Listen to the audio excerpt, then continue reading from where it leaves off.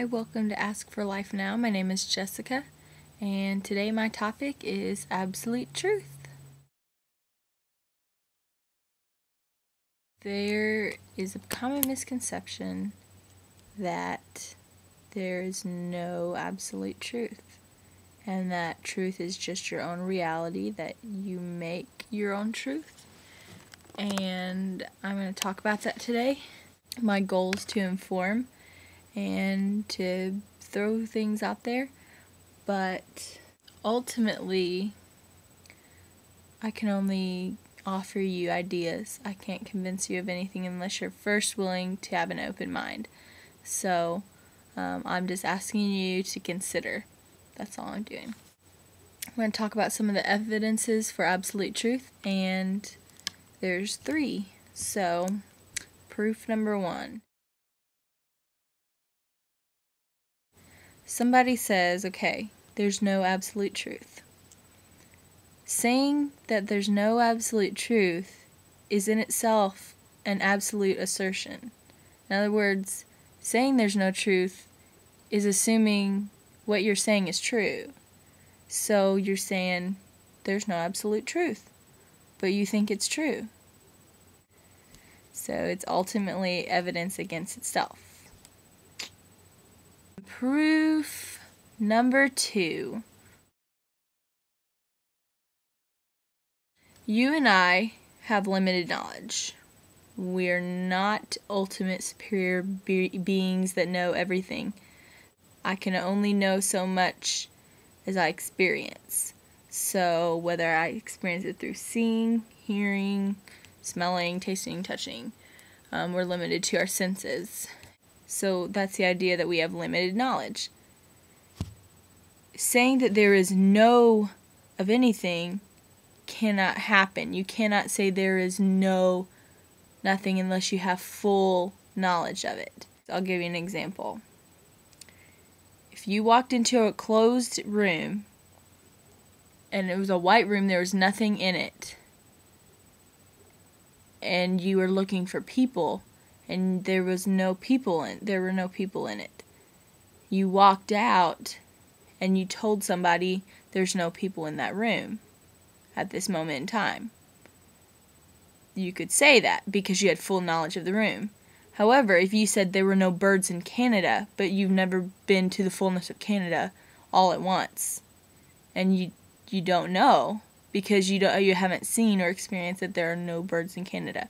You have limited knowledge. You really, in a philosophical box, you can't say there is none. Technically, what you have to say is that I do not believe according to my limited knowledge. I do not conclude according to my limited knowledge.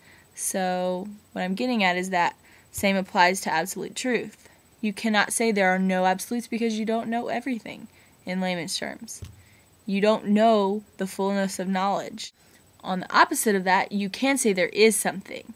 You can say a positive statement, because if you've seen it or you have knowledge of it, then you can assert that there is something if you see the evidence of it.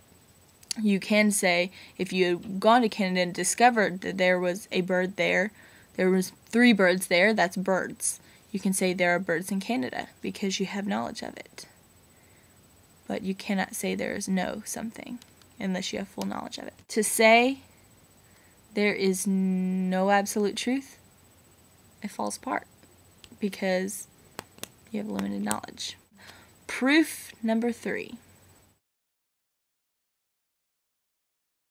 For a minute, I'm going to pretend that everything's relative. There's no standards of any kind. There's no absolute truth. In the philosophical world, that means that you can make up your own truth, that anything that's true to you is your reality. But in the real world, there's other people, so when you have standards that clash with another person's standards, that doesn't work. Let me give you an example. Say we were deciding our own morality. Say I decided it was noble and it was totally right to murder all the mothers in the world.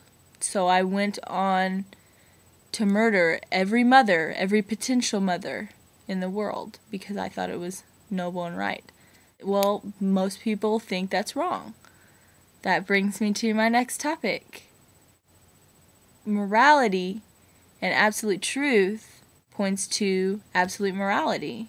Who sets morality? So that's what I'm going to talk about tomorrow. What is the basis for morality? If there is absolute truth, like I brought you through the evidence of, who and what sets it?